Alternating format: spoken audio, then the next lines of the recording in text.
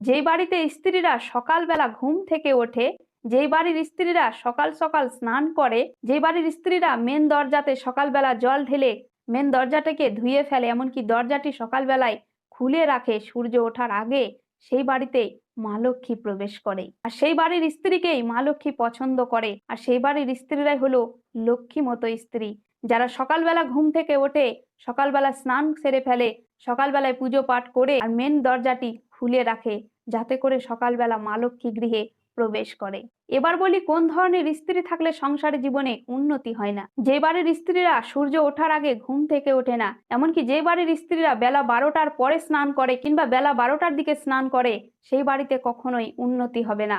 সেই বাড়িতে শুধু দুঃখের পাহাড় ভেঙে পড়বে, অশান্তির পাহাড় ভেঙে পড়বে, অভাব ঝঞ্ঝাট সবসময় লেগে থাকবে।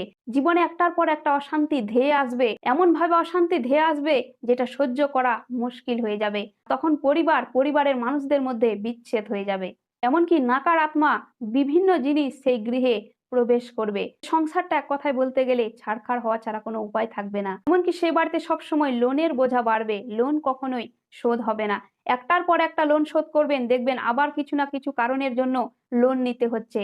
অর্থাৎ আপনি সারাটা জীবন লোনে পড়ে থাকবেন, ঋণে পড়ে থাকবেন।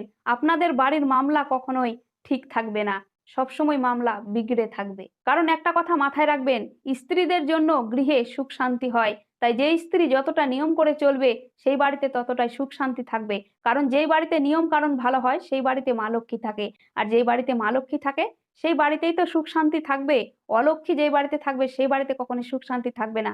আর অলক্ষ্মী সেই বাড়িতেই থাকে যে বাড়িতে নোংরা, যে বাড়িতে নিয়ম কারণ ভালো মতো হয় না, যে বাড়িতে পুজো পাঠ হয় না, যে বাড়ির স্ত্রীরা সূর্য ওঠার পর ঘুম থেকে ওঠে, যে বাড়িতে বাসি কাজ সূর্য ওঠার পরে হয়, সেই বাড়িতে কখনোই সুখ শান্তি জীবনেও হবে না। আপনাদের বিশ্বাস না হলে ব্যাকগ্রাউন্ড চেক করে দেখতে পারেন, জীবনে সেই সব বাড়িতে উন্নতি নেই যেসব বাড়ির স্ত্রীরা অলস, যেসব বাড়ির স্ত্রীরা সূর্য ওঠার পর ঘুম থেকে ওঠে। সেই বাড়িতে সবসময় দারিদ্রতা, অশান্তি, দুঃখ, কষ্ট, ঋণ সবসময় লেগে থাকবে। এমনকি নাকার আত্মা, অসুস্থ, রোগ ব্যাধি সবসময় লেগে থাকবে। সেই সব ব্যক্তির সব থেকে রোগ ব্যাধি বেশি হয় যেসব ব্যক্তি খুব অলসতা করে, শরীরকে পরিশ্রম করাতে চায় না, সবসময় শুধু বসে থাকতে পছন্দ করে। এমনকি সকাল সকাল ঘুম থেকে ওঠে না, বেলা 10টা, 11টার দিকে, 9টার দিকে, 8টার দিকে ঘুম থেকে ওঠে।